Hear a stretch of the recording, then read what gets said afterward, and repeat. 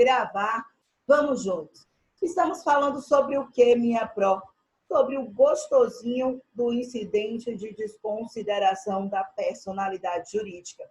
Vocês já sabem qual a finalidade, qual é o objetivo de desconsiderar a personalidade jurídica. A ideia é, eu vou, portanto, adentrar ao patrimônio da pessoa física pró-Ingrid, porque o patrimônio da pessoa jurídica, Gil Salles, advogados associados, Gil Salles, intermediação disso, bababá, bababá, não tem patrimônio suficiente para pagamento da dívida.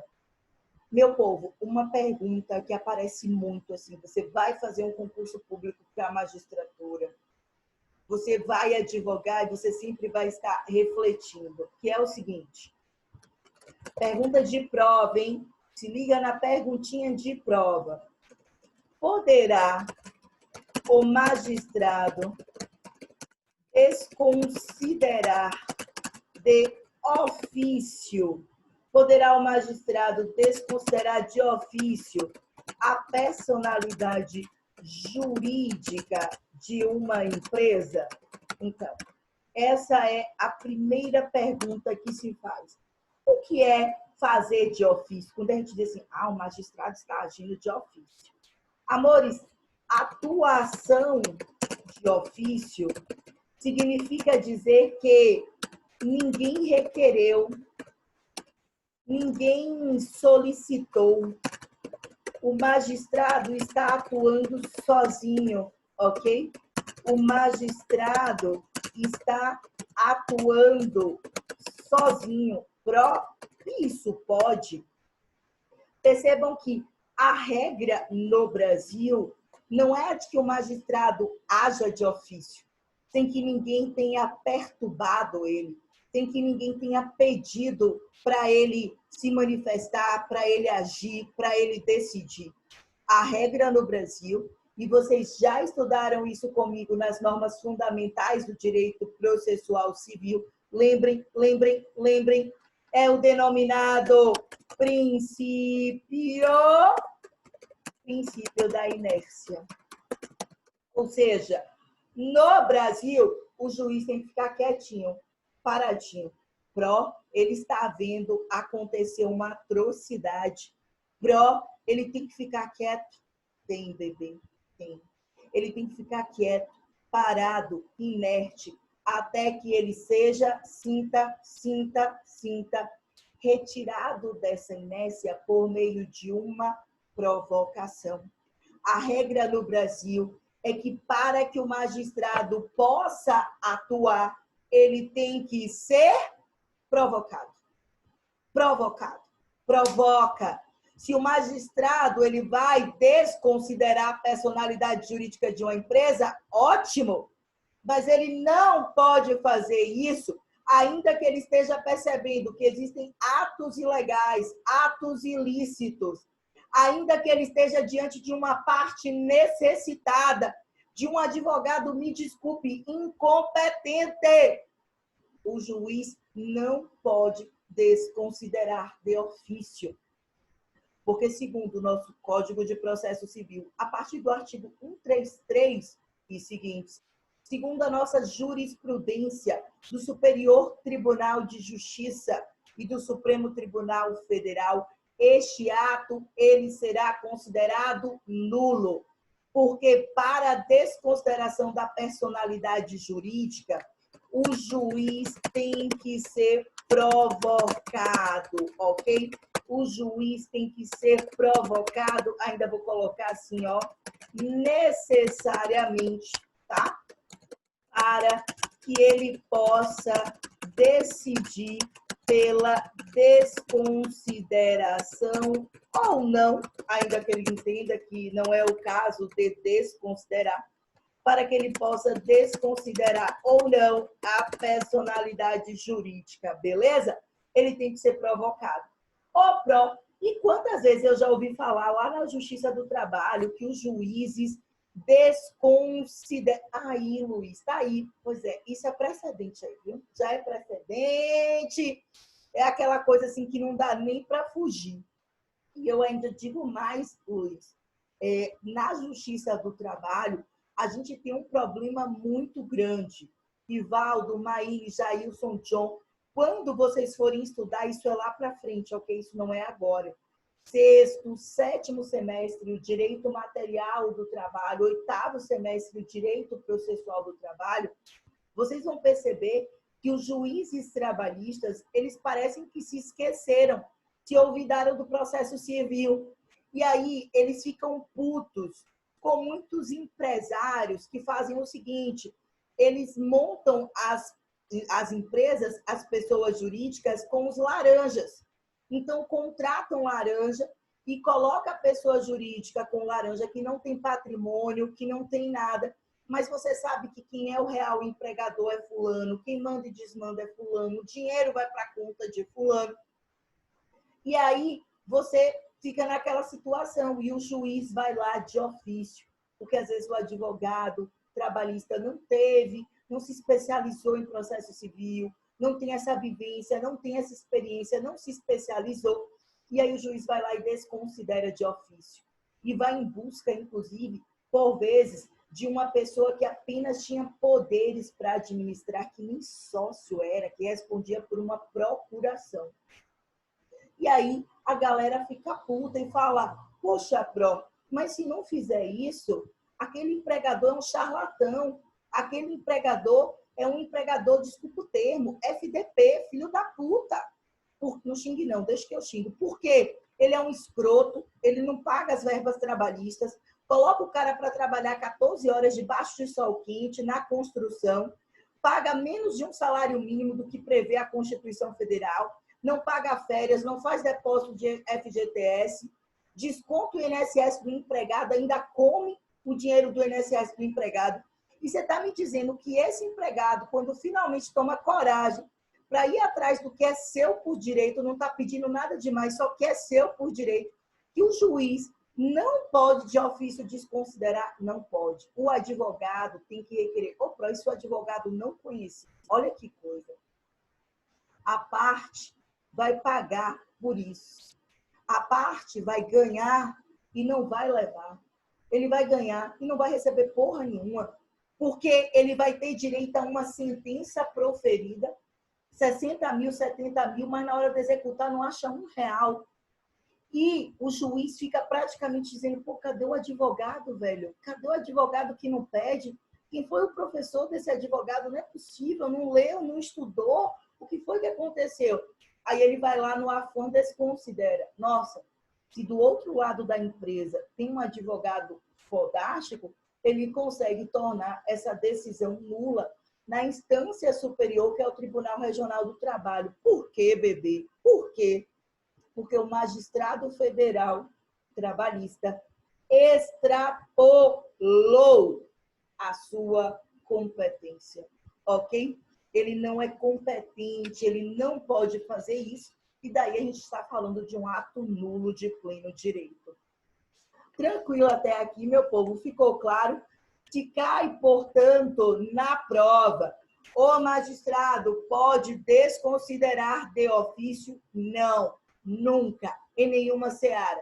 Tem que alguém requerer, tem que alguém pedir, tem que alguém dizer, juiz, magistrado, nobre julgador, sábio julgador, estão presentes os requisitos para desconsideração da personalidade jurídica, ok?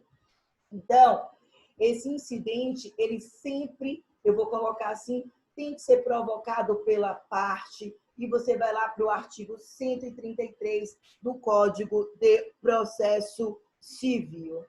Ô, Pro, vamos falar agora a respeito do cabimento.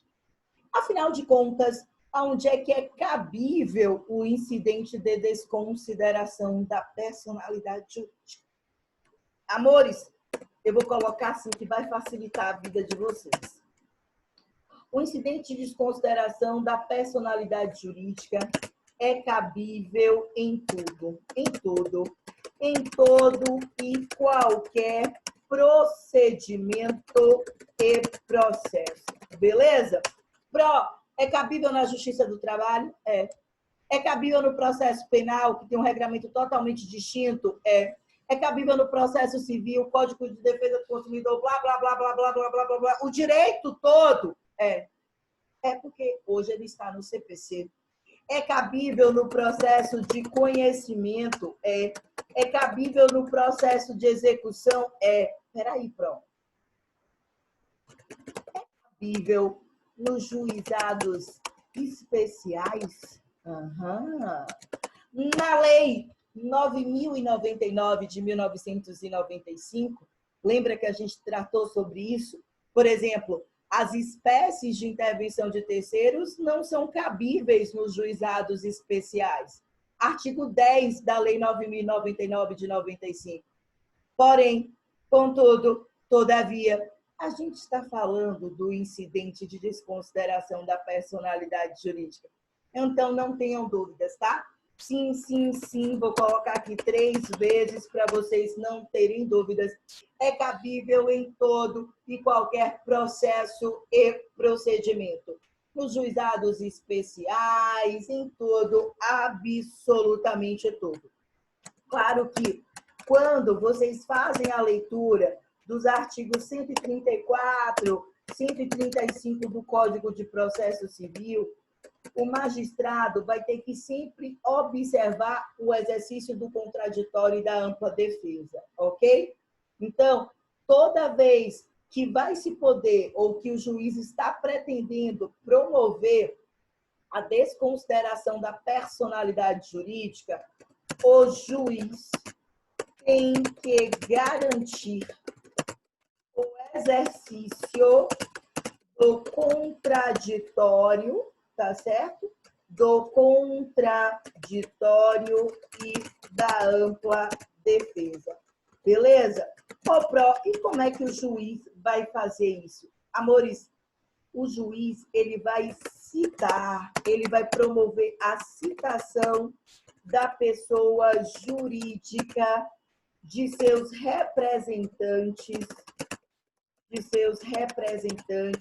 às vezes tem alguém que responde por procuração, tem um administrador, tá certo? De seus representantes, procuradores, administradores e até mesmo sócios.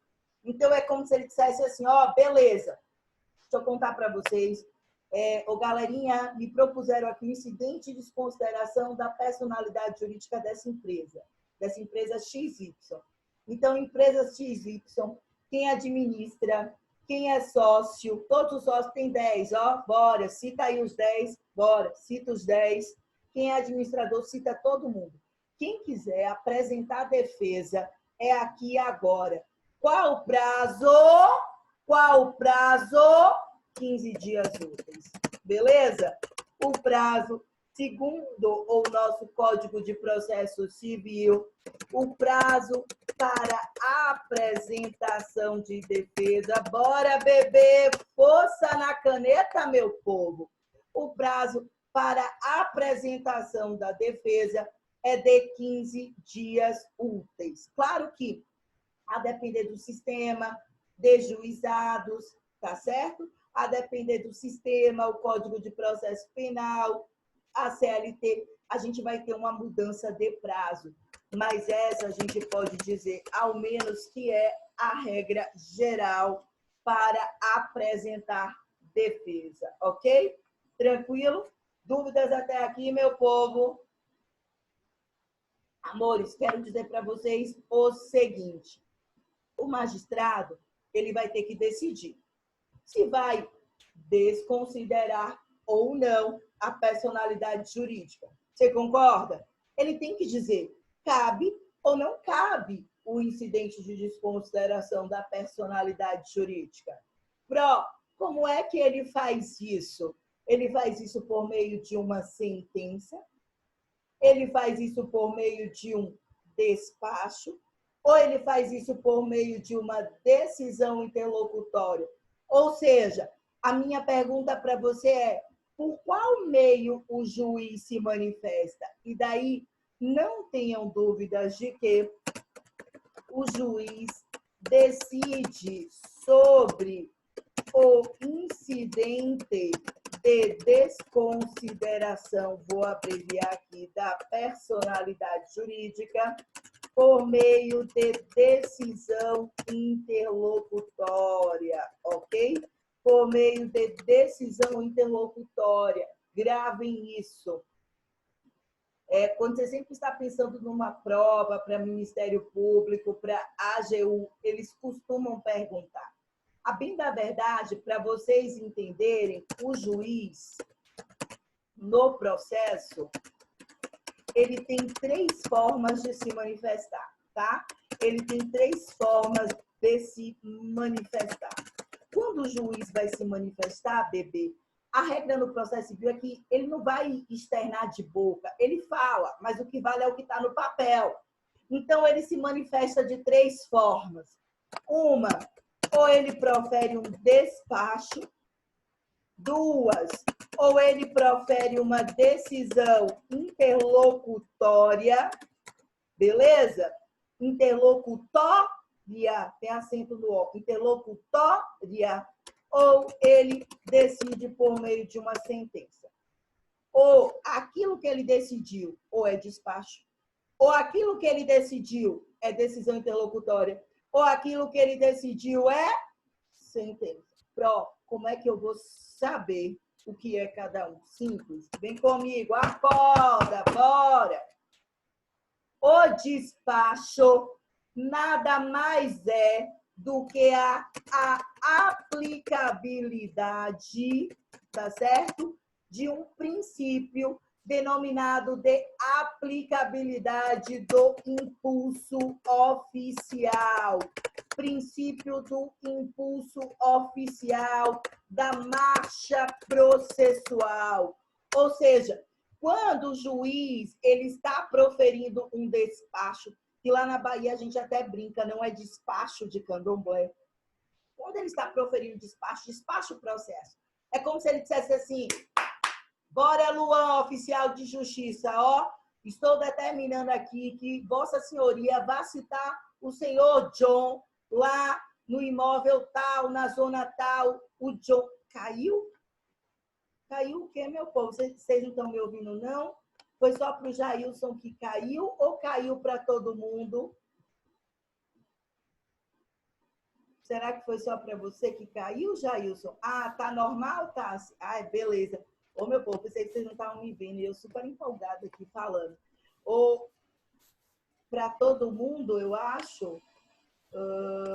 Voltei agora. Pronto, Jailson. Belezinha, então eu vou repetir, tá? Então, amores, prestem atenção. Vou só repetir essa parte aqui para a gente ficar claro, tá bom?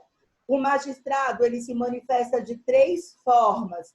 Ou vai ser um despacho, ou vai ser uma decisão interlocutória, ou vai ser uma sentença, beleza?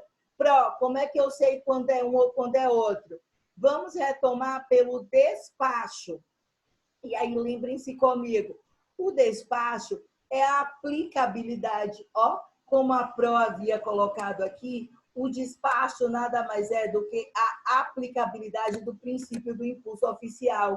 Então, é quando o juiz diz assim, ó, cite fulano, intime a testemunha, apense essa oposição ao processo principal, conserte aqui a capa dos autos, intime a testemunha fulaninha. Ou seja, uma vez que o magistrado foi provocado, ele tem que chegar a uma decisão final. Então, para isso, o processo tem que ter o andamento, a sua marcha processual. Como é que o juiz faz isso? Proferindo despachos. Cite fulano, pergunte se Cicrano quer se manifestar, dê o prazo para fulano interpor recurso. Isso é despacho. Perceba que despacho não tem conteúdo decisório, beleza? Não tem conteúdo decisório.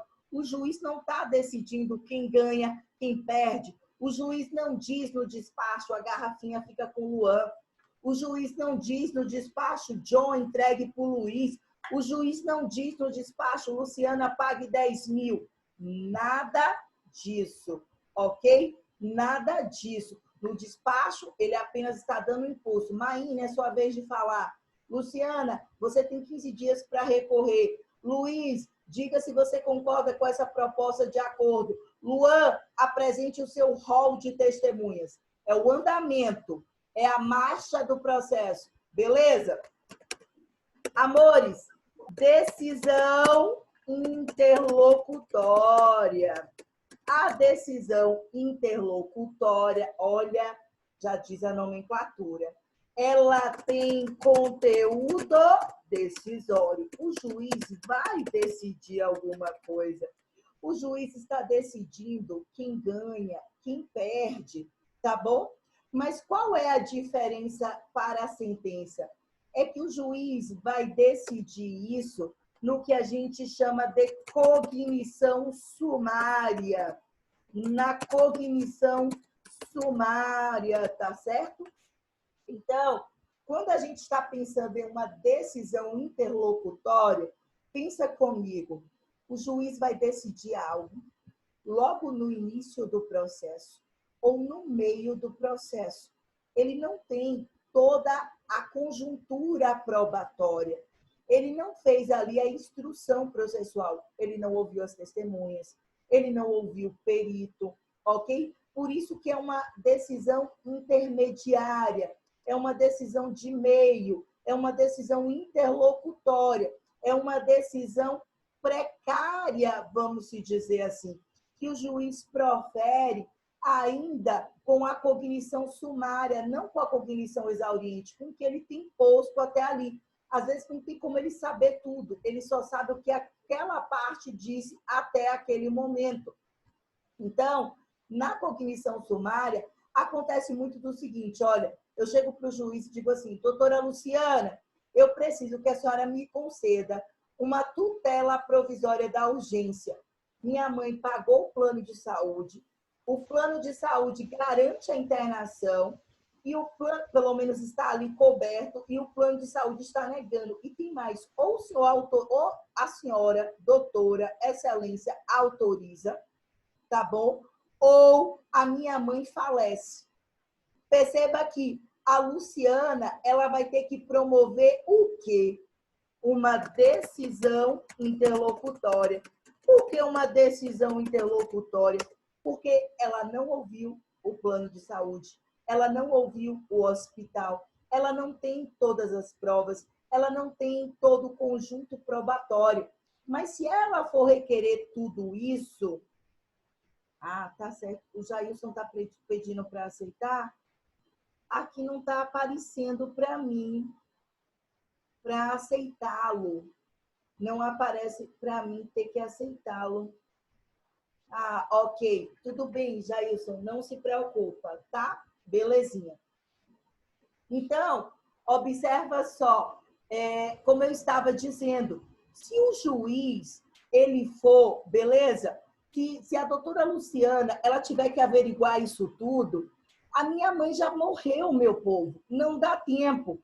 Então, o que ela faz? Ela não vai proferir sentença, porque ela não tem tudo posto. Não é uma decisão ao final do processo definitiva, beleza?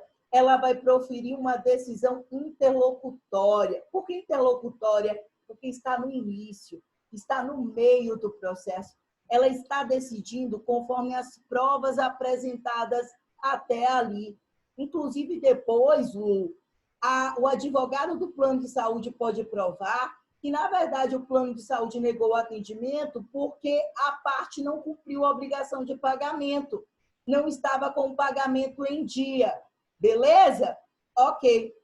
A decisão, e aí eu quero que vocês anotem, anota agora, anota, meu povo, anota que da decisão interlocutória tem um conteúdo decisório, cabe recurso,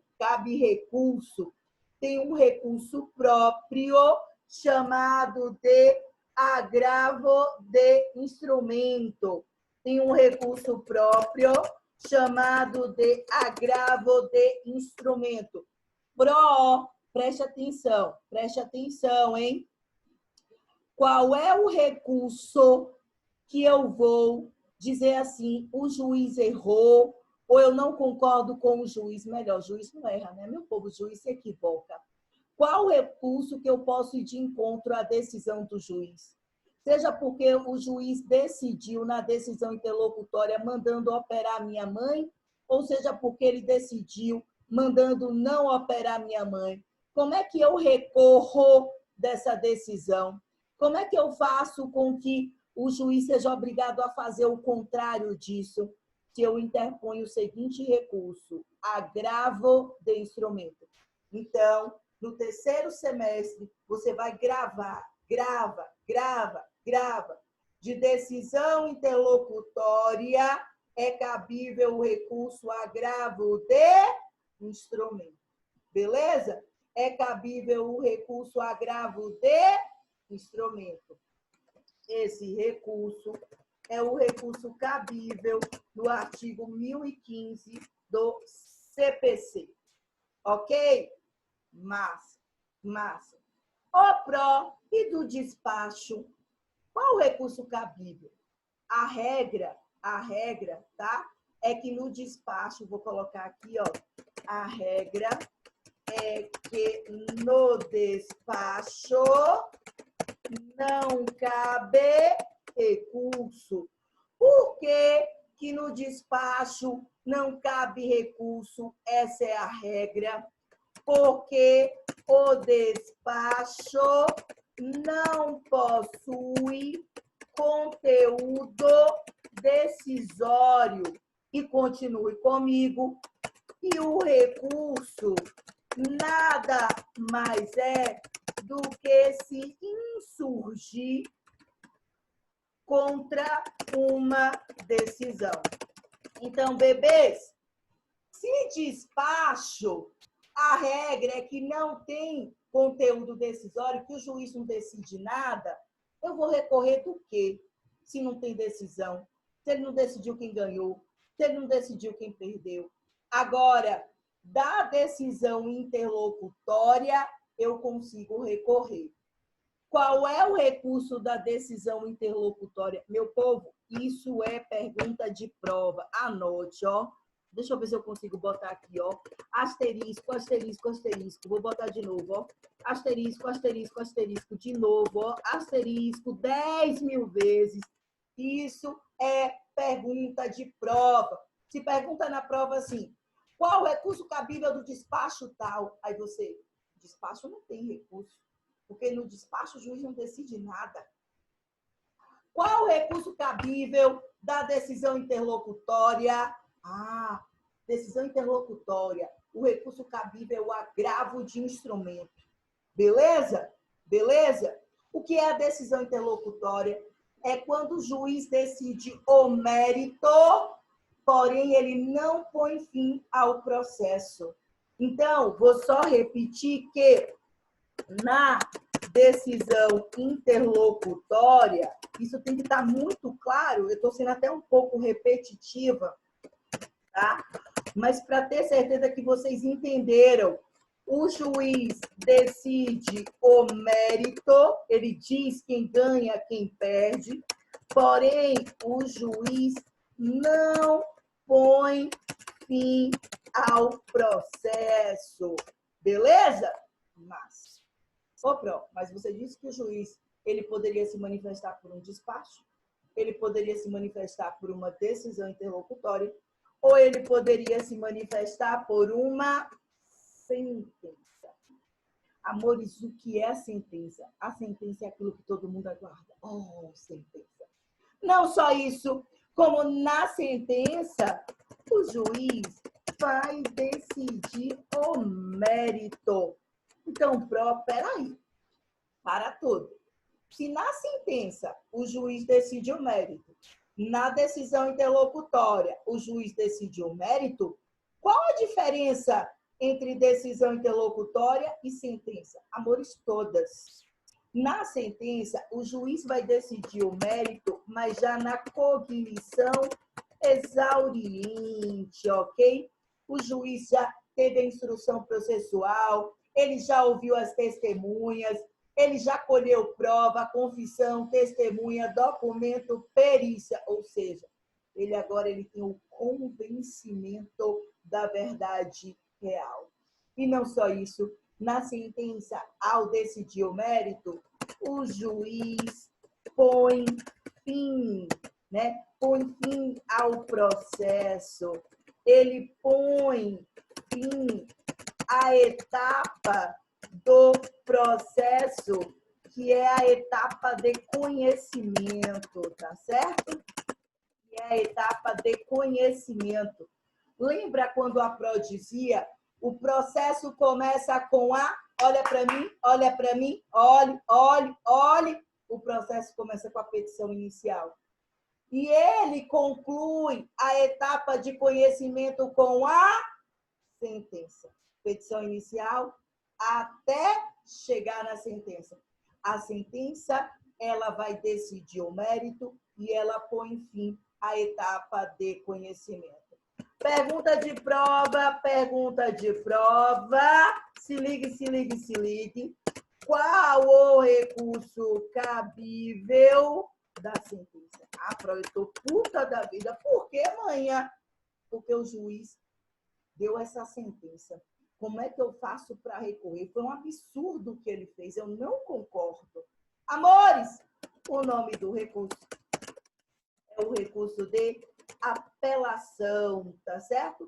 Recurso de apelação, recurso de apelação, que está previsto no artigo 1009 do CPC 2015, tá certo?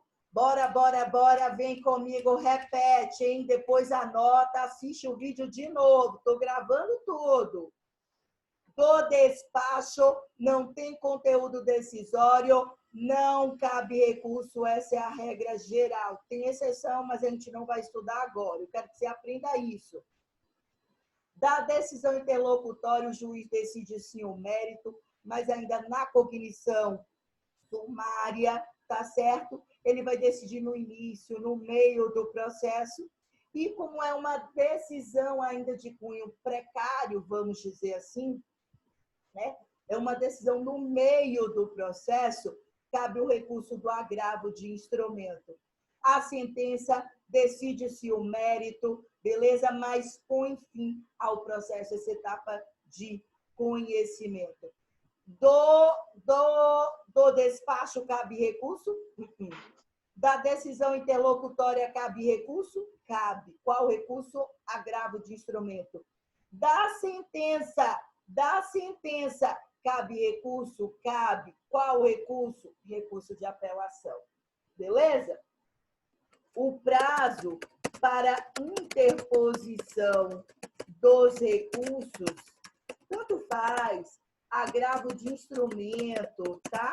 Ou mesmo o recurso de apelação, o prazo é sempre de 15 dias úteis, tá?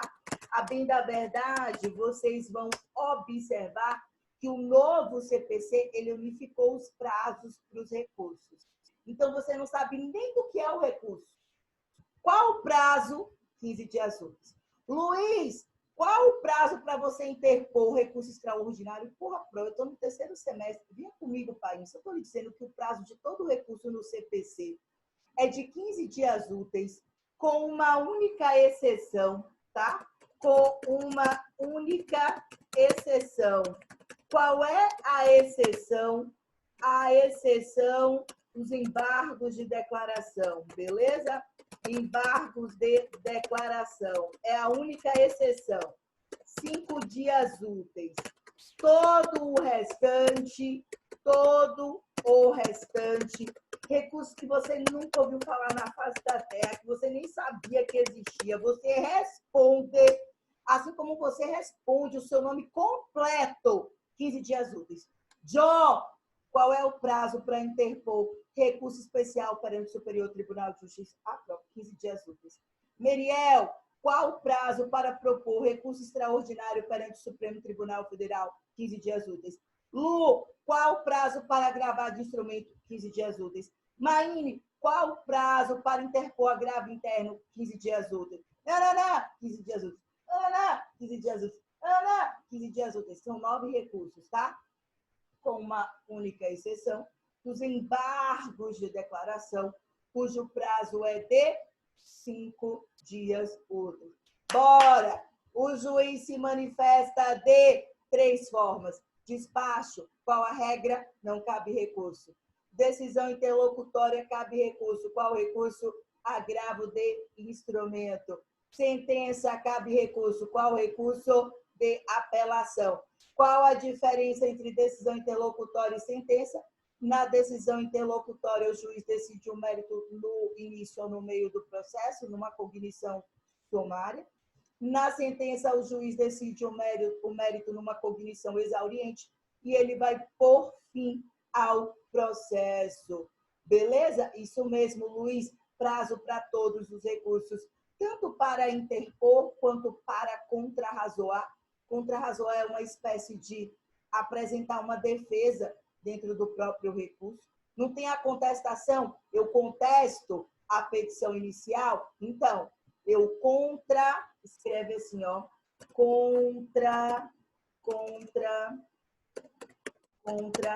arrazoar, tá certo?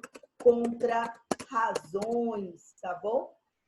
O que nós temos? O mesmo prazo para recorrer é o mesmo prazo para apresentar contra-razões. 15 dias úteis para recorrer, 15 dias úteis para contra-razões. Embargos de declaração, 5 dias úteis, contra-razões, 5 dias úteis. Até daqui a pouquinho, meu povo.